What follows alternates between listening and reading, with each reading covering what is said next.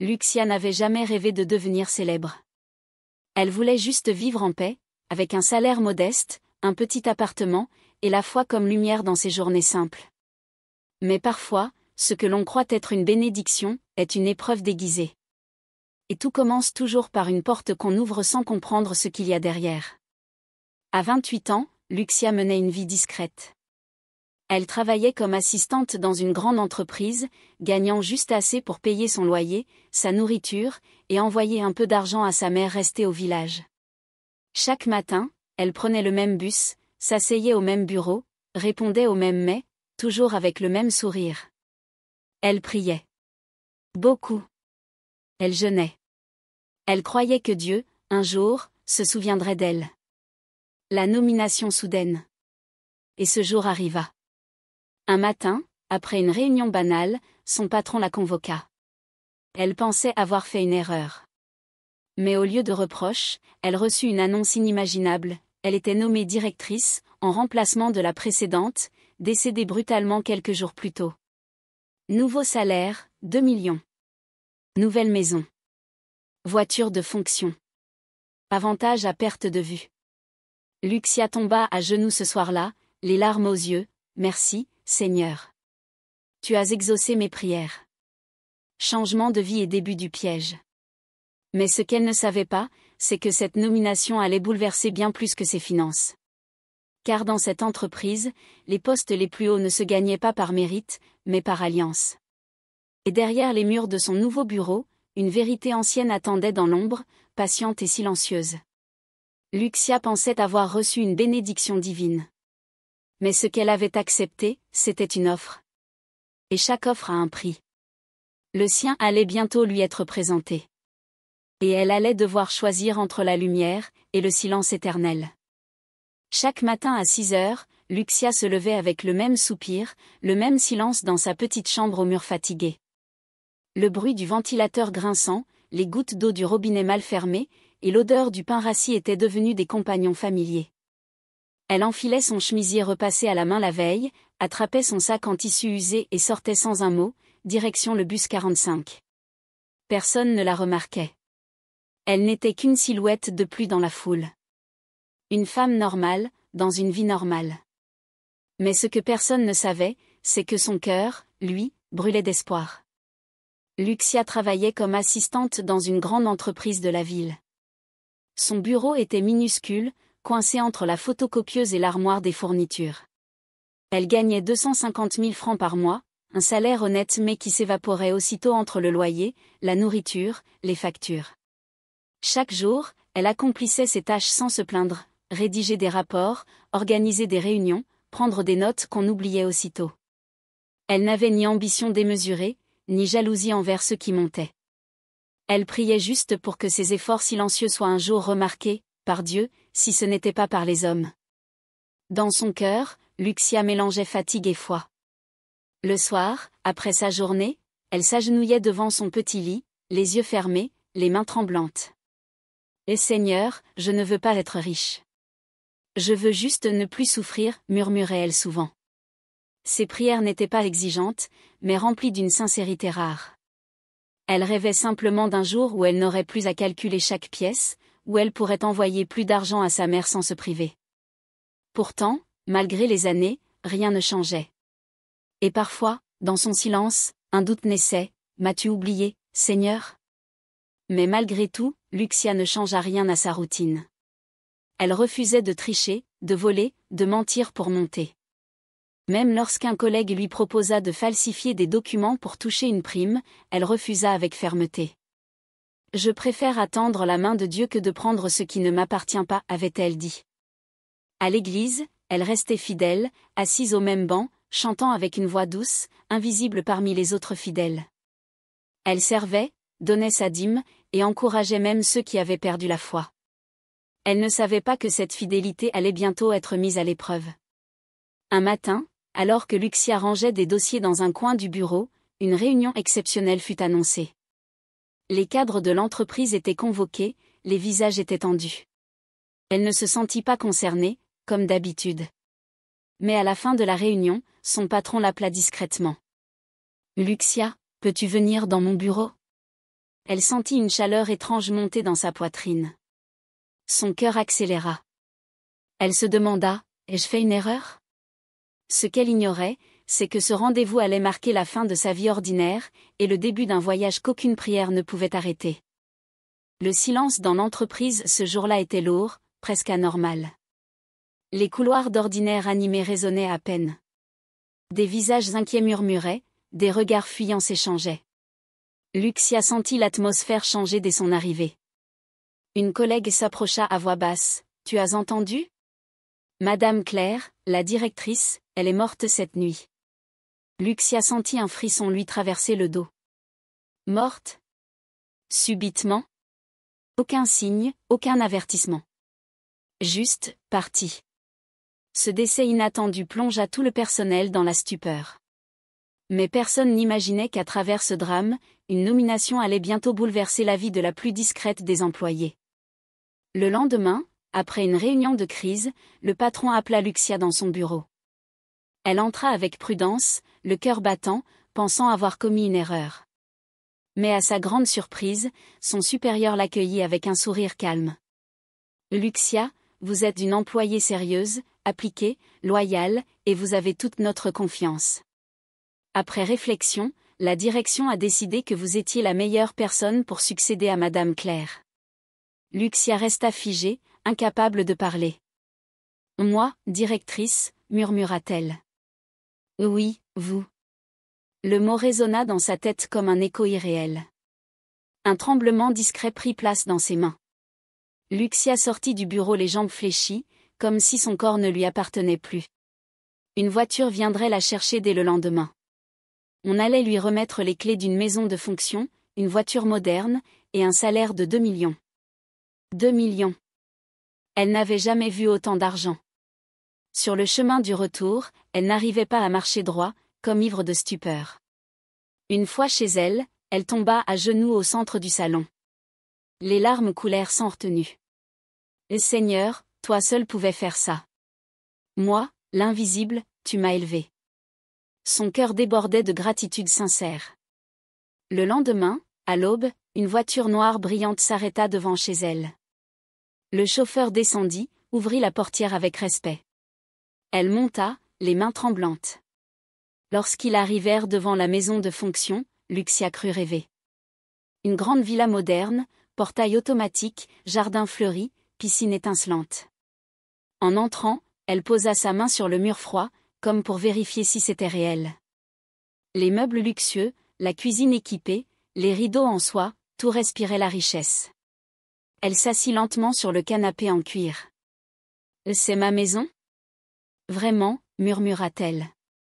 Elle releva les yeux vers le plafond, encore incrédule. Le dimanche suivant, Lucia se rendit à l'église vêtue d'une robe neuve. Lors du moment des témoignages, elle se leva, le visage lumineux. « Frères et sœurs, j'étais assistante. Aujourd'hui, je suis directrice. Dieu m'a élevée. » La salle éclata en louanges. Mais au fond de l'église, un vieil homme la regardait fixement, sans sourire. Il semblait lire au-delà des mots. Ce regard, elle ne l'oublia pas. Ce jour-là, elle pensait que son histoire ne faisait que commencer. Elle ignorait que cette bénédiction venait avec une clause invisible. Une clause qu'aucun contrat ne précisait, mais que certaines portes, une fois ouvertes, ne referment jamais. Le premier jour dans son nouveau bureau, Lucia marcha dans l'entreprise comme une étrangère dans un rêve. Tout le monde la saluait avec des sourires polis, certains avec admiration, d'autres avec une pointe d'envie.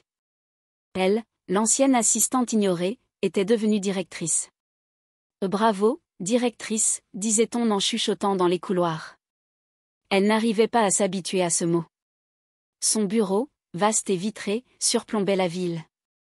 Son nom était inscrit sur une plaque dorée.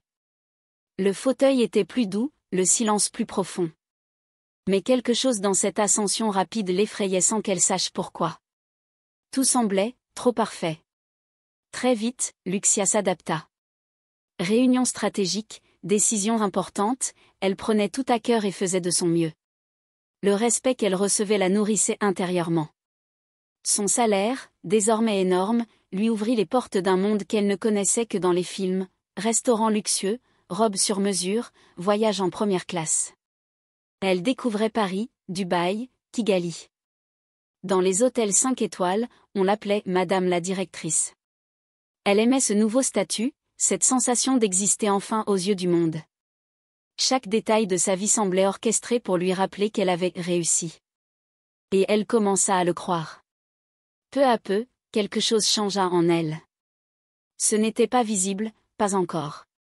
Mais la chaleur des prières qu'elle murmurait chaque soir commença à s'éteindre. Ses réveils se faisaient plus tardifs le dimanche matin. Parfois, elle se disait qu'elle prierait plus tard, qu'elle regarderait le culte en ligne. Elle avait travaillé dur, elle méritait un peu de repos. Elle n'y voyait rien de mal.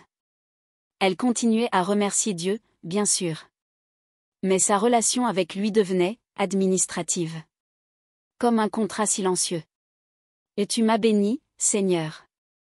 Laisse-moi juste profiter un peu, se disait-elle parfois, sans s'apercevoir de la distance qui grandissait.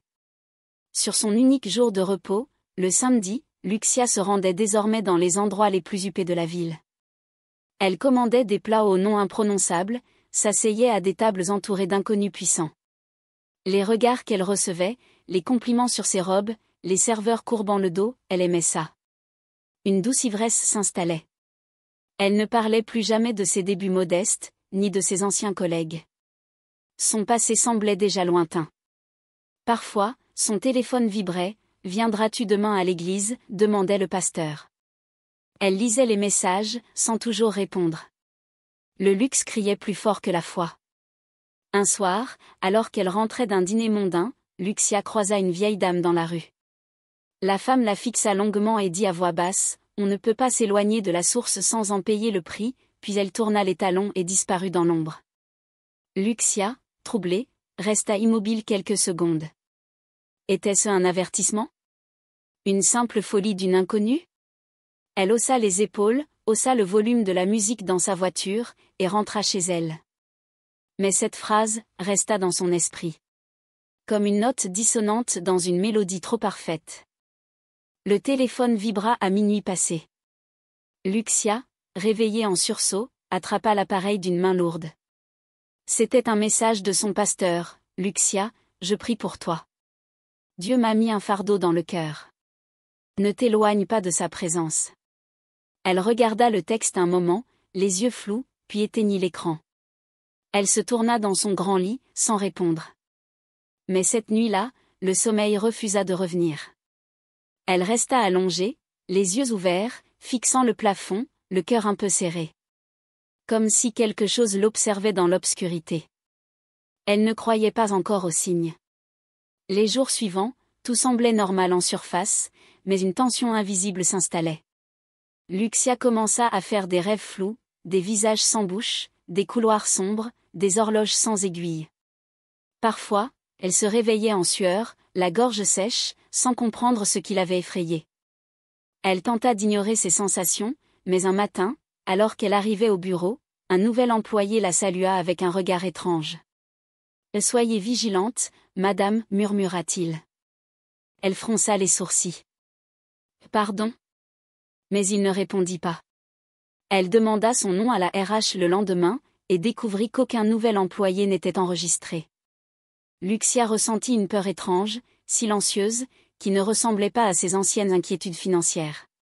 C'était plus profond, plus sourd. Quelque chose semblait vouloir lui parler, mais elle refusait d'écouter. Elle tenta de se convaincre qu'elle était fatiguée, que ses responsabilités lui pesaient. Mais la nuit, lorsqu'elle se brossait les dents face au miroir, elle avait parfois l'impression que son reflet n'était pas tout à fait le sien. Elle accéléra ses prières du soir, mais elles étaient mécaniques, déconnectées. Le doute s'installait doucement, comme une brume. « Et si, je m'étais perdue en chemin ?» pensa-t-elle, sans oser l'admettre à haute voix. Un dimanche matin, elle décida tout de même de se rendre à l'église, peut-être pour se rassurer. Mais une fois sur place, les regards des fidèles lui semblèrent trop insistants. Elle se sentit étrangère. Le pasteur l'accueillit avec joie, mais lorsqu'il posa sa main sur son épaule pour prier, Lucia sentit un frisson violent lui parcourir l'échine. Elle écourta sa visite, prétextant un rendez-vous urgent. « Lucia, dit doucement le pasteur, Dieu ne t'a pas oublié. Reviens avant qu'il ne soit trop tard. Elle sourit poliment, remonta dans sa voiture, et ne revint plus pendant plusieurs mois. Un soir, en classant des dossiers, elle tomba sur un document ancien, un rapport signé par Madame Claire, l'ancienne directrice, quelques jours avant sa mort. En bas de page, un mot manuscrit attira son attention, « Je ne peux plus continuer. Ils m'ont proposé un choix. J'ai refusé. » Lucia sentit le sang quitter son visage. Elle rangea vite le papier et quitta le bureau précipitamment. La route vers chez elle était longue, mais cette nuit-là, elle entendit pour la première fois un murmure, juste derrière elle, dans la voiture. Quand elle se retourna, il n'y avait personne. C'était un mardi calme, presque banal. Lucia venait de finir une réunion quand son patron frappa à sa porte. D'habitude, c'était elle qui allait le voir. Ce renversement la troubla. « Puis-je entrer ?» demanda-t-il avec un sourire étrange. Lorsqu'il s'assit, elle sentit immédiatement que l'atmosphère avait changé. Il ne parla pas tout de suite. Il la regarda longuement, trop longtemps. « Tu as bien travaillé, Lucia. »« Très bien même. Mais à ce niveau, les choses ne se jouent plus sur les compétences. » Elle fronça les sourcils, mal à l'aise. Ce qu'il allait dire allait bouleverser à jamais tout ce qu'elle croyait. Dans cette entreprise, expliqua-t-il d'une voix posée, les vrais décideurs appartiennent à un cercle. Un cercle qui donne, mais qui demande aussi. Lucia sentit une sueur froide glisser le long de son dos. « Tu veux garder ton poste, continuer à monter ? Il faut nous rejoindre. Sinon, tu retourneras à ton ancien bureau, ou pire. » Il lui tendit un petit dossier fermé. À l'intérieur, une proposition, 20 millions par mois, influence politique, respect dans tout le pays. Même le président est avec nous, ajouta-t-il. Le pouvoir. La sécurité. La gloire. Mais à quel prix ? Elle n'osait pas encore poser la question. Lucia resta assise, immobile. Un vide s'installa dans son ventre. Son esprit criait un non, mais une autre voix, plus subtile, murmurait « Réfléchis ». Elle repensa à son passé, à sa mère, à ses années de galère. Et si elle refusait ? Tout cela disparaîtrait. Pire, elle deviendrait la risée du pays. Elle revivrait les humiliations, la faim, l'oubli. Mais en même temps, quelque chose en elle résistait. La foi. L'écho de ses prières d'autrefois ? Elle se leva brusquement, regarda son patron dans les yeux et dit simplement « Je dois y réfléchir ». Il acquiesça calmement, « Tu as 2 jours ». Lucia rentra chez elle ce soir-là comme on rentre d'un enterrement. Elle ne mangea pas. Elle ne se changea pas. Elle marcha lentement dans chaque pièce de sa grande maison, touchant les murs, les meubles, comme pour s'assurer qu'ils étaient encore là. Puis elle s'assit seule, dans le noir, les mains jointes, tentant de prier, mais aucun mot ne sortit. Juste un silence lourd. Elle appela sa meilleure amie, puis raccrocha avant que celle-ci ne décroche. Personne ne pouvait comprendre ce qu'elle vivait. Elle était seule face à un choix que personne ne devait jamais avoir à faire. La nuit fut longue. Le sommeil, impossible. Elle entendait encore la voix du patron résonner dans sa tête, « Même le président est avec nous ». Cette phrase l'obsédait. Tout semblait verrouillé. Où qu'elle tourne les yeux, le cercle était là. Le matin suivant, elle s'approcha de son miroir. Son visage paraissait plus dur, plus froid. Elle ne se reconnaissait plus. Le téléphone vibra. « As-tu pris ta décision ?» demanda le message. Elle respira profondément, ferma les yeux, puis les rouvrit lentement. 2 jours. C'est tout ce qu'il lui restait pour décider si elle voulait garder sa vie, ou son âme. Le soir venu, Lucia resta seule dans son bureau après que tous les employés furent partis. Il était 17 heures, mais elle n'avait pas le droit de rentrer chez elle. « Attends le signal », lui avait dit le patron. Les minutes devinrent des heures. À 22 heures précises, une voix grave résonna dans les couloirs. « Lucia, rejoins la salle 666. » Son cœur bondit dans sa poitrine. Elle n'avait jamais entendu parler de cette salle. Le bâtiment, habituellement familier, devint soudain étrange, menaçant. Elle sortit lentement, longea les couloirs sombres, jusqu'à une grande porte noire sans nom. Elle savait qu'en l'ouvrant, rien ne serait plus jamais comme avant. En entrant, elle découvrit une salle immense, baignée d'une lumière rouge tamisée. Des visages connus et inconnus. Des cadres de l'entreprise, des figures puissantes du pays. On lui remit une robe noire. « Bienvenue parmi nous », dit une voix. Elle fut conduite au centre, applaudie. Le directeur prit la parole, Luxia a choisi. Elle a compris le prix de l'ascension. Puis il la mena dans une pièce encore plus sombre. Sur la table, un document, le pacte. Tous les 6 mois, tu donneras une personne qu'on te désignera. Si tu refuses, 2 de ton entourage mourront. Luxia sentit ses jambes fléchir. La salle semblait tourner autour d'elle. Elle se mit à trembler. « Qui est la première personne ?» demanda-t-elle d'une voix étranglée. Le directeur répondit calmement, « Ton cousin. Celui que tu aides de temps en temps. » Elle sentit son estomac se tordre. Lui. Ce garçon gentil, doux, qui lui envoyait souvent des messages pour la remercier. Elle recula, posa ses mains sur la table, les yeux embués. Son esprit criait non, mais autour d'elle, les regards fixaient, exigeaient. Elle pensa à sa maison, sa voiture, son statut. Puis à la menace, 2 mourront si elle refuse. Elle étouffa un sanglot. Elle prit le stylo. Ses doigts tremblaient. Elle ferma les yeux un instant. « Seigneur, pardonne-moi » murmura-t-elle dans son cœur. Puis elle signa. D'un geste sec. Immédiatement, les lumières changèrent, les applaudissements retentirent. Le pacte était scellé. Le directeur lui sourit avec satisfaction, « Tu viens de faire le meilleur choix de ta vie. » Luxia ne répondit pas.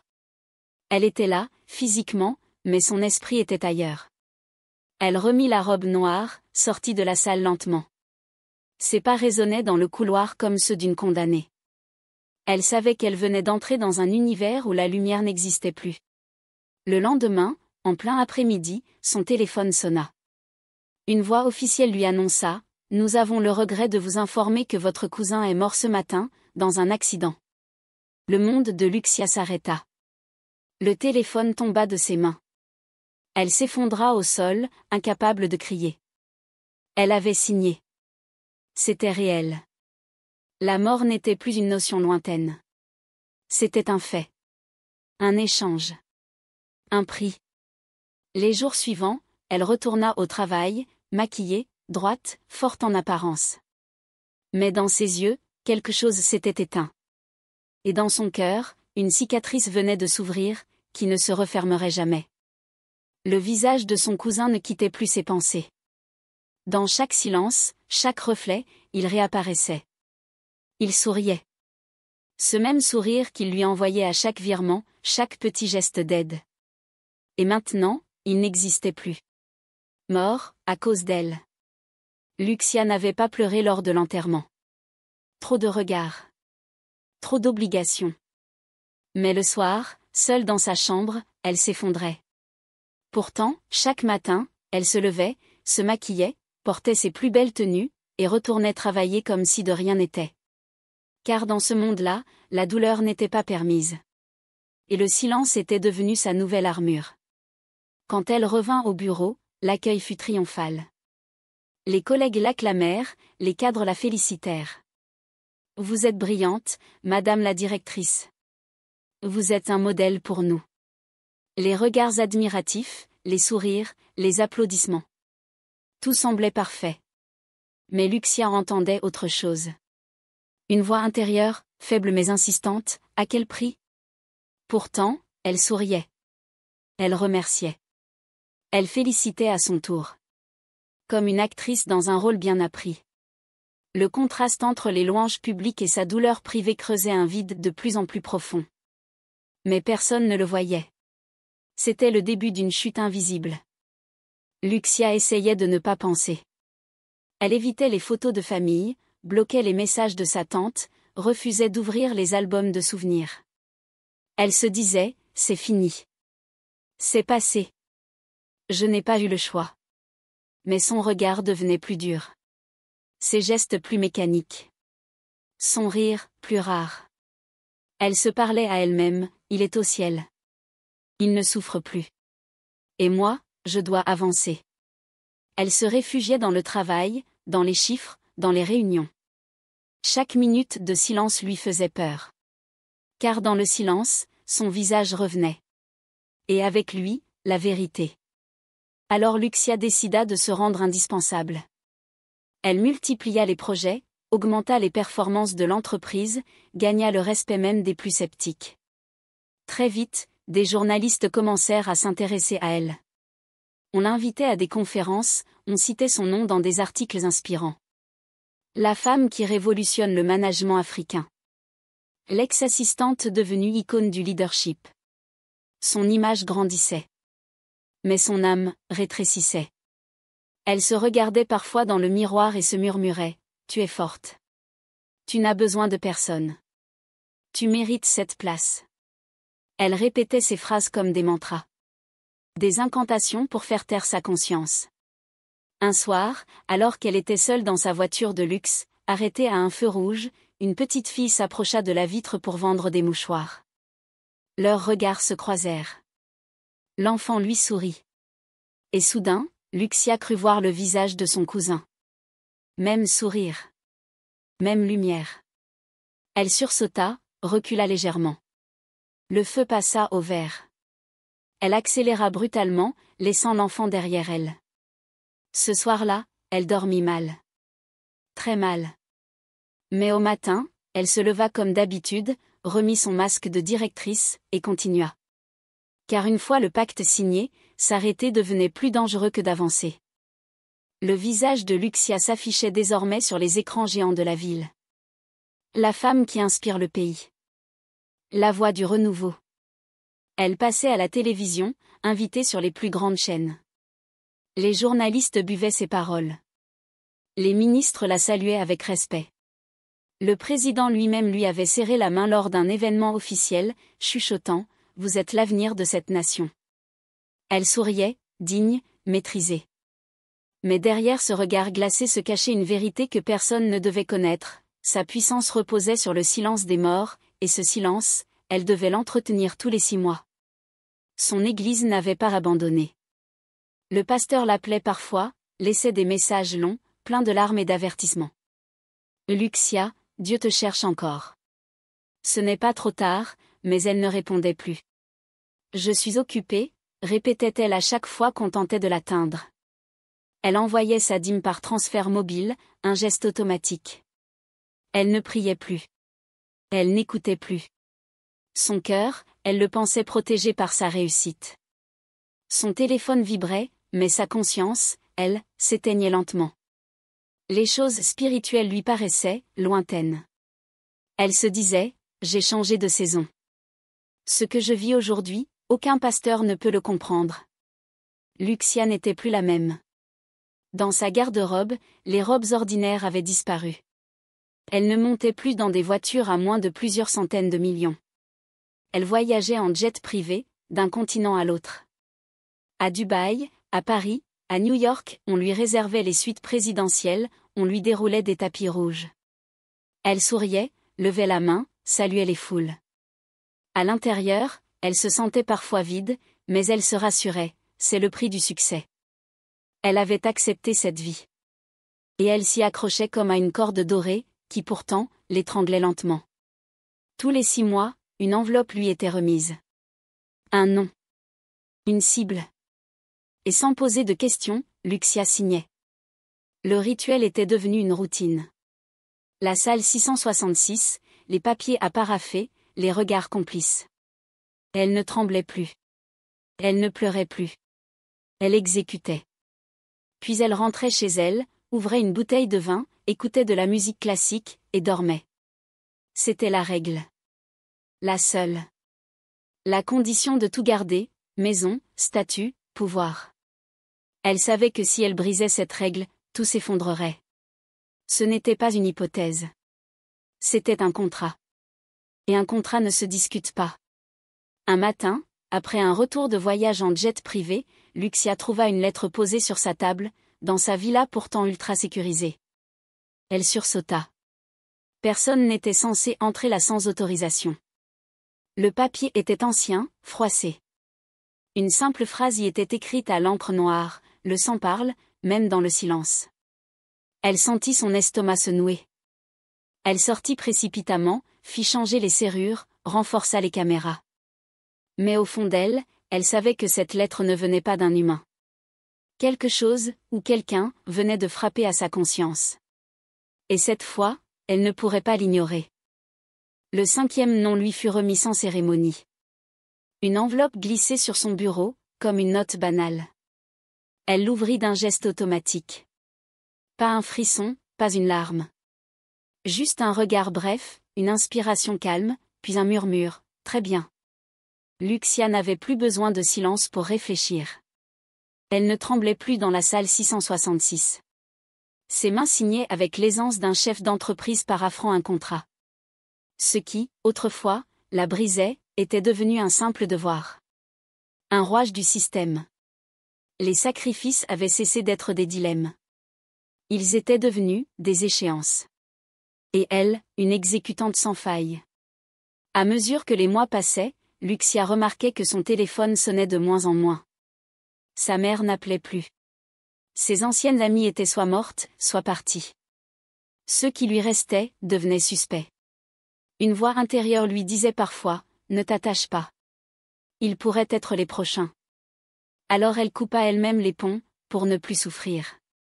Elle refusait les invitations, ignorait les messages. Elle restait seule dans sa grande maison, entourée de luxe et de silence. Les seuls visages familiers désormais, étaient ceux du cercle. Ceux qui applaudissaient quand elle signait. Et qui se taisaient quand le sang coulait. Mais Lucia ne pleurait plus. Elle ne doutait plus. Elle avait appris à classer les émotions dans un tiroir fermé à clé. « Ce n'est pas moi qui choisis, se disait-elle. Je n'ai pas le pouvoir d'arrêter. » Elle regardait ses sacrifices comme un médecin regarde une opération, une nécessité, pas une tragédie. Elle répétait souvent à voix basse, « C'est le prix du succès. » Ce mantra, elle le récitait comme une prière inversée. Elle s'était construit une logique froide, une foi sombre, où la gloire justifiait l'ombre. Plus rien ne la choquait. Seul importait ce qu'elle possédait, et ce qu'elle refusait de perdre. À 33 ans, Lucia avait un pouvoir immense. Son image était protégée, sa voix influente, son autorité respectée. Elle participait aux décisions du pays, influençait des lois, dictait des politiques. Elle recevait des cadeaux d'ambassade, des invitations secrètes, des offres de reconnaissance internationale. Mais chaque fois qu'elle signait, elle effaçait un peu plus d'elle-même. Elle ne fêtait plus ses anniversaires. Elle n'ouvrait plus les fenêtres. Elle parlait peu. Mais elle avançait. Toujours. Sans s'arrêter. Elle s'était fait une promesse, tant que je vis, je tiendrai ce pouvoir. Peu importe ce que ça coûte. Même si ce coup avait déjà tout emporté. Un soir, alors qu'elle terminait un discours à la télévision, Lucia fut approchée en coulisses par un homme qu'elle ne connaissait pas. Il la fixa avec une intensité glaciale. « Félicitations, dit-il. Mais tu es encore loin du vrai pouvoir. » Puis il lui remit une carte noire, sans nom, sans logo. Juste une phrase gravée, « Ceux qui veulent être intouchables doivent sceller un pacte direct. » Elle serra la carte dans sa main, sans répondre. Ce soir-là, dans son lit, elle resta éveillée. Car pour la première fois depuis longtemps, elle sentit que le prochain choix ne concernerait plus seulement des vies. Mais son âme. Lucia était dans son bureau, en train de relire un discours politique, quand le directeur entra sans frapper. Il referma la porte derrière lui et s'assit en face d'elle. Aucun mot de salutation. Juste ce regard froid qu'il avait toujours lorsqu'il préparait quelque chose de grave.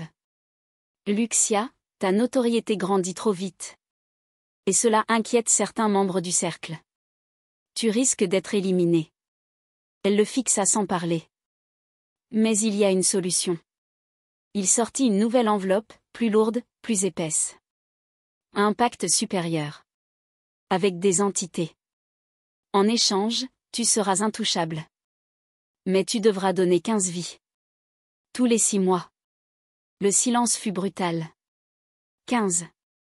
Pas une, pas deux. 15. Lucia sentit son cœur s'arrêter. C'était un saut. Une rupture. Une folie. Non, souffla-t-elle. C'est trop. Je ne peux pas faire ça. Le directeur resta calme. Tu dis ça maintenant. Mais quand ils commenceront à te cibler, tu supplieras. Il se leva. Je te laisse réfléchir. Tu as 7 jours. Après, je ne pourrai plus garantir ta sécurité. Il partit, la laissant seule avec la nouvelle enveloppe. Elle ne l'ouvrit pas. Elle la posa sur le bord du bureau, loin d'elle, comme si elle contenait une malédiction. Ce qui, en réalité, était vrai. Lucia rentra chez elle bouleversée. Pour la première fois depuis longtemps, elle ne parvenait pas à penser clairement. Les murs de sa maison semblaient se rapprocher. Elle se sentait piégée. 15, murmurait-elle. Comment peut-on? Elle n'avait déjà plus grand monde autour d'elle. Les victimes allaient devoir être choisies loin, au hasard, ou parmi des innocents. Elle pensa à tout ce qu'elle avait construit, sa fortune, sa réputation, son empire. Mais à quoi bon si elle devait se transformer en prédatrice froide? Cette nuit-là, elle dormit mal. Et quand enfin elle sombra dans le sommeil, un rêve étrange la prit. Elle se trouvait dans une forêt. Un homme s'approcha d'elle lentement. Lorsqu'il leva la tête, elle reconnut son père, mort quand elle était enfant. Il avait l'air triste, fatigué, mais ses yeux étaient pleins de douceur. Lucia, dit-il, tu es en train de perdre ton âme. Si tu signes ce pacte, tu ne seras plus humaine. Tu deviendras ce qu'ils sont. Tu seras enfermée, à jamais. Elle voulut parler, mais sa gorge était nouée. Il posa une main sur sa tête. Reviens. Il reste un chemin. Puis il disparut dans la brume. Elle se réveilla en sursaut, trempée de sueur, le cœur affolé. Le matin, Lucia s'assit dans sa salle à manger, face à l'enveloppe toujours fermée. Elle la fixa longuement, sans la toucher. La voix de son père résonnait encore dans sa tête. Tu ne seras plus humaine. Et pourtant, elle pensait à tout ce qu'elle risquait de perdre. La presse l'adorait. Le président l'écoutait. Le monde la respectait. Si elle refusait, elle serait broyée. Si elle acceptait, elle franchirait une frontière irréversible. Le téléphone sonna. C'était le directeur. L'as-tu réfléchi, demanda-t-il. Elle ferma les yeux. Le compte à rebours avait commencé. Et cette fois, ce n'était pas un pacte, c'était une damnation. Lucia n'avait pas dormi depuis 2 nuits. Le rêve de son père l'obsédait. Tu perdras ton humanité. Ces mots tournaient en boucle dans sa tête, comme un poison lent. Le 7e jour était arrivé. Elle le savait. L'heure aussi. Le directeur allait appeler. Tout son corps était tendu. Elle s'assit seule dans son salon, en peignoir, les yeux fixés sur la baie vitrée qui donnait sur la ville. Le silence était lourd. Trop lourd. Un dernier souffle de conscience flottait encore en elle. Mais elle savait que ce souffle allait bientôt s'éteindre. Et qu'après cela, il n'y aurait plus de retour. Elle se leva, marcha lentement dans sa maison, observant chaque pièce comme si elle les voyait pour la première fois. Le marbre froid sous ses pieds, les tableaux hors de prix, la lumière douce des lampes design. Tout respirait le luxe, la réussite, la perfection. Elle passa la main sur sa voiture, dans le garage, puis monta sur la terrasse. La ville brillait sous elle, comme un trophée silencieux. Elle pensa à tout ce qu'elle avait perdu pour arriver ici, et à tout ce qu'elle risquait de perdre si elle refusait. Elle murmura, « Si je refuse, ils m'effaceront. » Lucia s'assit au sol, les jambes pliées, les mains sur le visage. Elle pleura. Pas comme une enfant. Pas bruyamment. Juste, en silence. Des larmes lourdes, épaisses, pleines de désespoir. Elle savait ce qu'elle faisait. Elle savait ce qu'elle allait devenir. Mais elle avait peur d'être faible. Elle se disait, je suis déjà allée trop loin. Revenir maintenant, c'est mourir pauvre, humiliée, détruite. Elle revoyait les visages de ceux qu'elle avait sacrifiés. Son cousin. Son ami. D'autres. Et malgré la douleur, une certitude froide s'installait en elle. Je n'ai pas souffert tout ça pour tout perdre maintenant. Son choix était fait. Le directeur arriva en personne ce soir-là. Il n'eut pas besoin de parler. Elle lui tendit l'enveloppe signée, sans trembler. Il la prit avec un sourire calme, satisfait. « Tu viens d'entrer dans un cercle plus profond que tous les autres, dit-il. » Elle ne répondit pas. Il lui remit un médaillon noir, symbole du pacte. « Désormais, tu seras protégé. Rien ne pourra t'atteindre. Mais n'oublie jamais, ils réclameront leur dû. » Luxia hocha la tête. Puis elle referma la porte. Seule.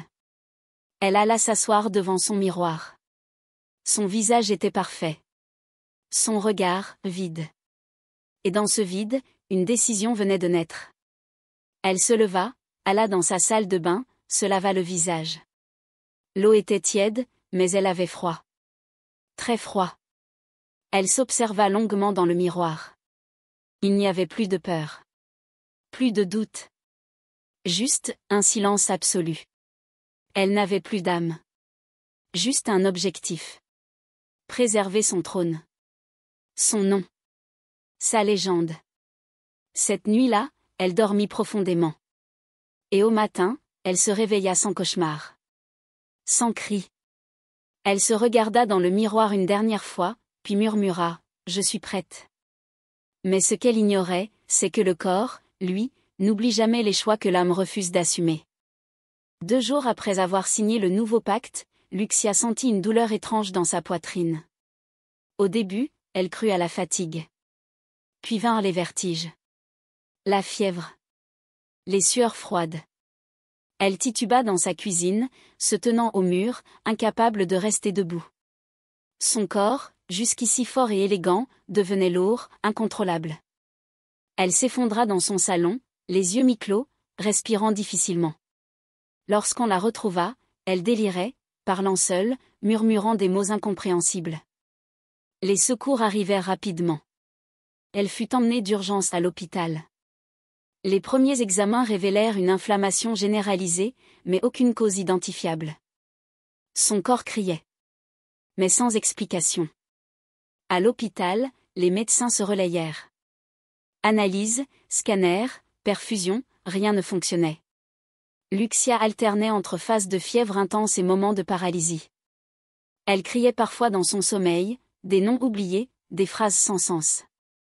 Ils arrivent, je les vois, ils me brûlent, les infirmiers étaient troublés.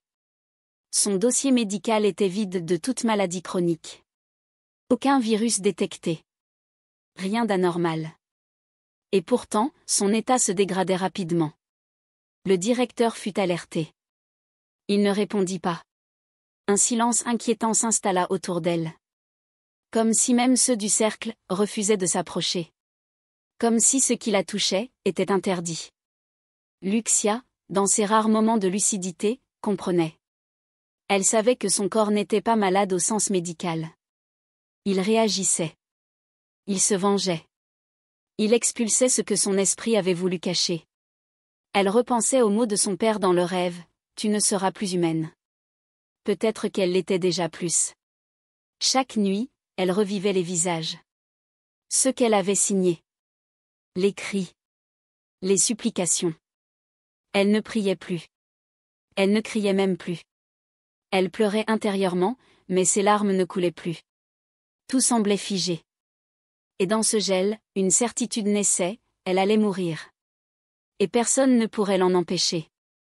Les médecins déclarèrent l'état critique. Elle est en train de lâcher, mais on ne sait pas pourquoi. Des spécialistes furent appelés. Ils ne comprirent rien. Les machines indiquaient des constantes normales, mais Luxia glissait, lentement.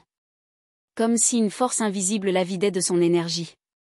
Ses proches, ceux qu'il en restait, furent appelés. Quelques anciens collègues vinrent, en pleurs. Mais Luxia ne répondait plus. Elle regardait le plafond, sans cligner des yeux. Sa bouche bougeait parfois. Personne ne comprenait ce qu'elle murmurait. Mais si l'on avait écouté de plus près, on aurait entendu « Pardonne-moi, je voulais juste réussir ».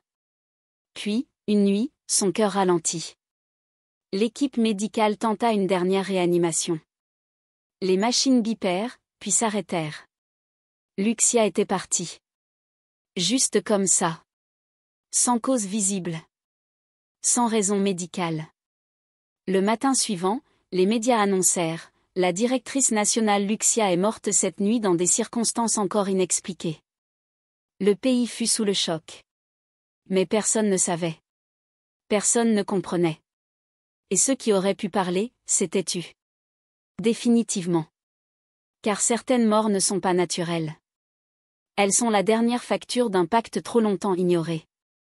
Et cette fois, Lucia n'avait plus rien à donner, sauf sa propre vie. Le jour de l'annonce, les chaînes d'information changèrent leur programmation. En rouge, sur tous les écrans, Lucia est morte. Les présentateurs portaient le noir. Les artistes interrompirent leur tournée pour lui rendre hommage. Des vidéos d'archives passaient en boucle, ses discours, ses visites officielles, ses interventions au sommet de l'État. Les réseaux sociaux s'embrasèrent. Des photos d'elle, souriante, digne, parfaite, circulaient partout. Une icône. Une lumière. Une perte tragique. Les larmes coulaient. Les poèmes s'écrivaient. Des prières publiques furent organisées. Mais personne ne se posait la vraie question, comment une femme aussi puissante, était-elle morte sans cause? L'État déclara 3 jours de deuil national. Des drapeaux en berne. Des écoles fermées. Le jour de l'enterrement, la ville entière s'arrêta. Des cortèges géants bloquèrent les routes. Les gens venaient de loin, à pied, en voiture, parfois sans manger, juste pour la voir une dernière fois. Des ministres pleuraient. Le président prononça un discours émouvant. Nous perdons une fille du pays. Une force. Une inspiration. Des artistes chantèrent à sa mémoire. Les médias parlaient de « la perte d'un trésor national ». Et pourtant, au milieu de ces louanges, un silence plus grand régnait. Celui de la vérité. Celle que personne n'osait nommer. Mais Lucia n'était plus là pour entendre. Allongée dans ce cercueil luxueux, habillée d'une robe blanche comme symbole de pureté retrouvée, elle semblait paisible.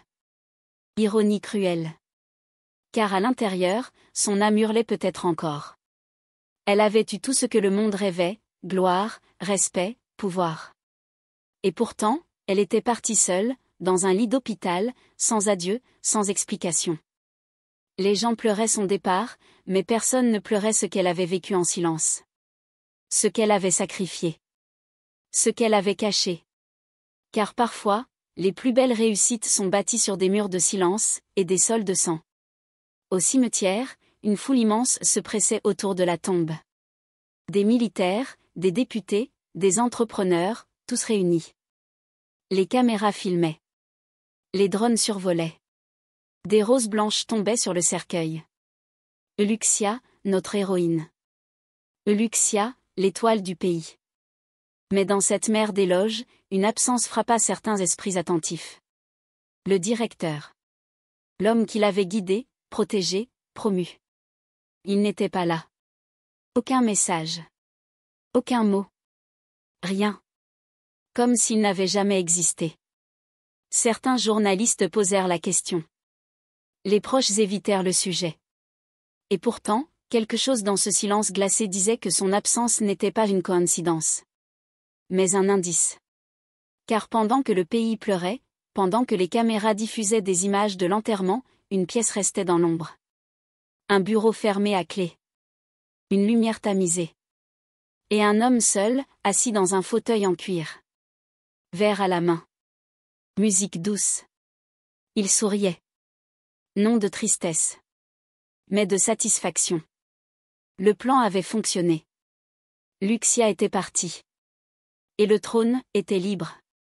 Il leva son verre vers l'écran qui montrait les funérailles en direct. Merci pour ton service, ma chère. Puis il but une gorgée, posa le verre, et ferma les yeux. Le vrai jeu, maintenant, pouvait recommencer. La lumière du bureau était tamisée. Les rideaux tirés. Le silence absolu. Le directeur était là, seul, assis dans son grand fauteuil en cuir. Il tenait un verre de whisky à la main, le regard posé sur l'écran où l'on diffusait les funérailles de Lucia. Autour de lui, rien n'indiquait le deuil. Aucun visage en pleurs, aucune couronne de fleurs. Juste ce sourire discret, figé sur son visage. Un sourire qui trahissait une vérité terrifiante, il ne pleurait pas la perte d'une alliée. Il célébrait la fin d'une menace. Car Luxia, malgré ses sacrifices, était devenue un danger pour lui. Depuis plusieurs mois, Luxia gagnait trop de terrain. Elle séduisait les élites, influençait les décisions d'État, contrôlait les budgets et attirait les regards de l'international. Certains du cercle l'avaient averti, elle va te remplacer. Et ils avaient raison. Son intelligence, son aura, sa froideur maîtrisée faisaient d'elle une héritière redoutable. Mais le directeur n'avait jamais eu l'intention de partager son trône. Alors il activa la clause oubliée du pacte, l'autodestruction. Un accord ancien, codé, invisible à l'œil humain, mais connu de ceux qui contrôlent les véritables leviers. Une clause qui condamne celui qui dépasse sa place. Et Luxia l'avait franchie. Il regarda une dernière fois les images du cercueil descendre lentement dans la terre. Il ne ressentait ni joie, ni regret. Juste, du soulagement. Elle aurait fini par m'éclipser, murmura-t-il. Il fallait l'arrêter. Il se leva, marcha lentement vers la fenêtre. La ville brillait dans la nuit, aveugle, inconsciente. Personne ne saurait jamais. Il avait contrôlé le récit. Dicté les articles. Corrigé les biographies. Effacé les traces. Aux yeux du monde, Luxia resterait une icône. Une légende. Une femme partie trop tôt. Mais à ses yeux à lui, elle était un avertissement. Et il s'était promis, jamais une autre n'irait aussi loin. Il retourna à son bureau, ouvrit un tiroir discret et en sortit un dossier noir. À l'intérieur, une nouvelle liste. Des noms. De jeunes talents. Des profils prometteurs. Des femmes ambitieuses, des hommes discrets. Il cocha quelques cases. Il faut préparer la relève, dit-il, comme on parlerait d'un simple roulement de personnel. Luxia avait ouvert un chemin. Elle l'avait prouvé, la réussite était possible, mais jamais sans chaîne. Il choisira une autre. Plus docile. Plus contrôlable. Il formait l'élite du futur, mais à sa façon. Car dans ce monde, on ne devient pas puissant. On est autorisé à le paraître, temporairement. Avant d'éteindre les écrans, il s'arrêta une dernière fois sur l'image figée de Luxia. Son regard semblait le fixer, à travers la caméra, à travers le temps. Un frisson discret passa dans son dos. Il haussa les épaules. Tu étais brillante, mais trop brillante. Il éteignit l'écran, vida son verre, et retourna à son siège. Une nouvelle ère allait commencer. Et comme toujours, elle serait écrite par ceux qui agissent dans l'ombre. Luxia était partie. Mais son histoire, elle, ne faisait que commencer. Car un pacte ne meurt jamais avec celui qui le signe. Il attend, et il réclame à nouveau. Quelques semaines après les funérailles de Luxia, l'entreprise commença à changer. Subtilement. D'abord, des ordinateurs qui s'éteignaient seuls. Puis, des dossiers déplacés, des bruits dans les couloirs après la fermeture. Des employés juraient entendre des murmures dans l'ascenseur. Un agent d'entretien affirma avoir vu une silhouette blanche traverser la salle 666 à minuit. Les plus anciens baissaient les yeux, refusaient d'en parler. Mais une rumeur circulait de plus en plus, les âmes sacrifiées ne dorment pas. Et dans les bureaux silencieux, là où Luxia avait signé des pactes, l'air lui-même semblait devenir plus lourd. Comme si quelque chose voulait revenir. Le directeur fut le premier à être touché. Au début, il oubliait des réunions. Il répétait les mêmes phrases. Puis vinrent les cauchemars. Chaque nuit, il rêvait de visages sans yeux, de cris étouffés, de mains tirant sur ses jambes pendant son sommeil. Il se réveillait en sursaut, couvert de sueur, hurlant des noms oubliés. Le jour, il devenait paranoïaque. Il soupçonnait ses collègues, criait sur les secrétaires, faisait changer les serrures chaque semaine. Mais rien n'arrêtait les visions. Au contraire, elles devenaient plus nettes. Et parmi tous les visages, un revenait toujours. Celui de Luxia. Silencieuse. Immobile. Et terriblement présente. Le directeur perdit peu à peu sa raison. Il parlait seul, refusait de s'asseoir, restait debout pendant des heures face à la fenêtre, comme s'il attendait quelque chose. Un matin, il fut retrouvé dans son bureau, le visage griffé, criant qu'on voulait le tirer sous terre. Les médecins parlèrent d'épuisement mental. Mais les employés, eux, savaient. Ou plutôt, pressentaient. Ce n'était pas une maladie. C'était un rappel. Une dette en souffrance. Il avait voulu contrôler le pacte. L'utiliser. Manipuler les règles. Mais les règles, elles, ne reconnaissent ni le rang ni le pouvoir. Elles n'obéissent à personne. Elles réclament. Toujours. Un jeune employé du service archivage, chargé de trier les documents anciens, fit une découverte inattendue. Un vieux classeur sans étiquette, poussiéreux, bloqué derrière une étagère. À l'intérieur, des notes manuscrites, des extraits de rapports confidentiels, des copies de contrats, et une lettre. Signée de la main de Madame Claire, l'ancienne directrice morte juste avant Lucia. Ils m'ont offert un choix. J'ai refusé. Mais le cercle ne pardonne pas. Si tu trouves ceci, fuis. Le jeune homme referma le dossier, le cœur battant. Il avait vu ce qu'il ne devait jamais voir. Et dans ce moment précis, il sentit qu'on l'observait. Ce soir-là, l'employé ne rentra pas chez lui. Sa famille le chercha. En vain. Le lendemain, ses affaires personnelles furent retrouvées, dans la salle 666, pourtant verrouillée. Personne ne comprenait comment il avait pu y entrer. Personne ne voulait poser de questions. Le cercle, même affaibli, respirait encore. Mais les murs se fissuraient. Les âmes trahies ne cherchaient plus la justice, elles réclamaient vengeance. Et dans l'entreprise, les couloirs étaient désormais hantés non par des souvenirs, mais par des présences. Lucia avait disparu. Mais les morts, eux, ne l'étaient pas vraiment. Ils marchaient encore. En silence. Et leur colère grandissait. L'effondrement fut lent, mais inévitable. Un à un, les membres du cercle disparurent. Certains moururent brutalement. Crise cardiaque, accidents étranges, suicides soudains. D'autres perdirent la raison, enfermés dans des hôpitaux psychiatriques, murmurant des noms que personne ne comprenait. Puis, le siège de l'entreprise fut fermé. Définitivement. Une fuite de gaz, disaient les journaux. Mais ceux qui savaient, se turent. On ne parlait plus de la salle 666. Elle avait été murée. Les caméras désactivées. Le cercle n'existait plus. Officiellement. Mais dans l'ombre, dans les mémoires, dans les cauchemars, son souffle continuait. Il avait juste changé de forme. Dans les années qui suivirent, des livres furent écrits sur Lucia. Des documentaires. Des films. Elle était devenue une légende. On parlait de son ascension, de son intelligence, de son charisme. Mais jamais de ce qu'elle avait dû donner. Son nom était sur des écoles, des rues, des bâtiments publics. Mais dans certains villages, les anciens chuchotaient une autre histoire. Celle d'une femme qui avait vendu son âme pour briller. Celle d'une étoile qui avait brûlé trop fort, et s'était éteinte trop vite. Certains disaient avoir vu son ombre, errant près du cimetière, vêtue d'une robe blanche, les yeux vides. Lucia, dans la mémoire populaire, devint un avertissement. Les jeunes la citaient dans leurs discours de motivation. Mais les plus sages baissaient les yeux. Car ils savaient. Le pouvoir ne vient jamais gratuitement.